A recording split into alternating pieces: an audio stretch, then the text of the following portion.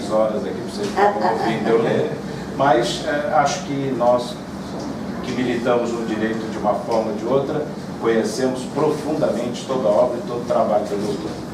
Aproveitem ao máximo a doutora, porque o objetivo disto é poder compartilhar o saber dela. Sejam todos muito bem-vindos.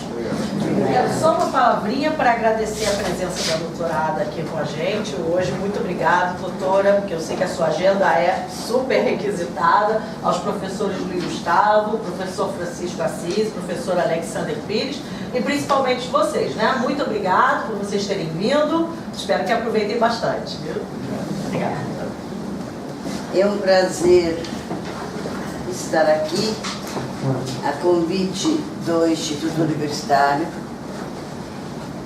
Penso que eu estou abrindo as atividades do Instituto Universitário como indicação para essas ideias gerais sobre o Código de Procedimento de 2015.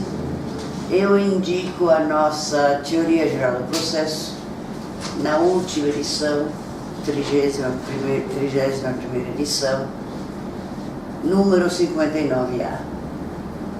Aqui os senhores encontram um histórico da ideia do novo código. Eu quero salientar, ao invés disso, as características fundamentais do código. O código tem uma estrutura um pouco diferente da do código atual,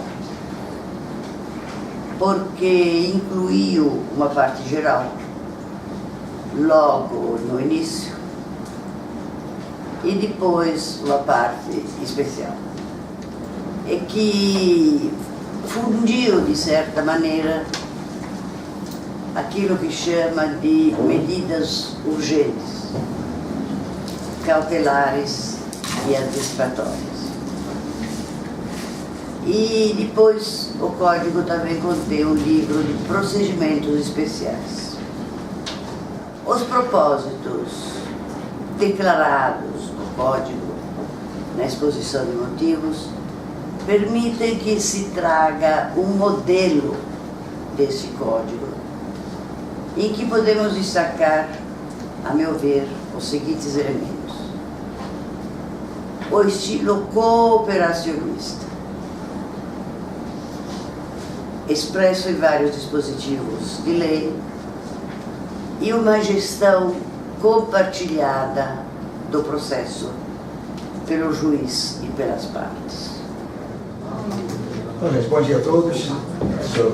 Mas diante de tudo que a professora Ada fez a colocação, e a gente já dizer o seguinte: esses temas são novos, a questão da mediação, a questão da conciliação, as próprias audiências. Não, nós temos aí uma nova regulamentação, ou uma regulamentação daquilo que não estava no Brasil regulamentado. Aí está o detalhe. E nós estamos viajando no Brasil todo com esse trabalho.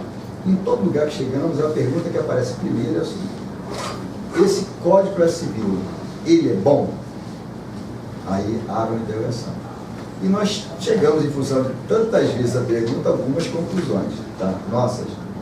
A primeira que a gente pergunta é o seguinte: se essa sociedade é boa para receber esse código. Então, nós temos um problema sério aí envolvendo o judicionário, os operadores do direito. Tá? Isso é um problema sério. E eu trago esse problema desde a própria faculdade. O futuro advogado, ele estuda o tempo todo, tá, o contencioso. Ele não estuda a prevenção. E, então, um ponto importante é modificarmos. Tem que ter uma mudança nessa, para entender esse código. Porque esse código ele quer evitar justamente a contenciosidade. Bom, primeiramente, bom dia. Queria agradecer ao IURGS pelo convite, figura dos seus diretores, Simão e Carlos, a professora Ada Pellegrini, que nos brindou com a sua presença, né, particularmente pelo senso crítico, aprendemos muito. Acredito que todos nós tenhamos, pelo menos, dar um passo a mais para uma leitura interessada da nova lei. Então, a primeira pergunta que se faz para chegar nessa segunda é se nós efetivamente temos um novo código. Eu gostaria de começar as minhas argumentações hoje justamente porque a professora Ada disse que nós temos uma transposição do CPC de 73. E, tecnicamente, como eu sou crítico na minha essência, eu já gostaria de começar refutando esse argumento. Por quê? Porque o Código de 73, ele morreu em 1988. Porque nós tínhamos ali, na verdade, uma colcha de retalhos que merecia, sim, de uma sistematização e de uma nova organização, não é? Então, na verdade, eu parto daí, dizendo que, sim, é um novo código, mas um novo código de premissas testadas socialmente ou, ao menos, induzidas para a produção de resultados. Pela primeira vez, nós temos um código que tramitou pelas vias democráticas. Isso é fundamental. Fundamental por quê? Porque só entendendo o caminho com que a lei foi posta na sociedade que nós podemos chegar à segunda questão. Será que a sociedade é boa para recepcionar esse novo código? A crítica que faremos é uma crítica construtiva, sempre conclamando aos operadores do direito que fortaleçam a lei e não a esvaziem. O código existe. A Lei 13.105 de 2015 está em vacatio legis. É uma realidade. Então nós temos duas hipóteses hoje. Ou destroçá-la e negarmos vigência e voltarmos ao estado de anarquia processual anterior, de 66 emendas de raiz e 360 e tantas emendas indiretas, ou fazermos ao contrário, interpretar dentro de uma nova realidade em que o Brasil, e nisso eu concordo plenamente com a professora Ada Pellegrini, tem que mudar a sua postura.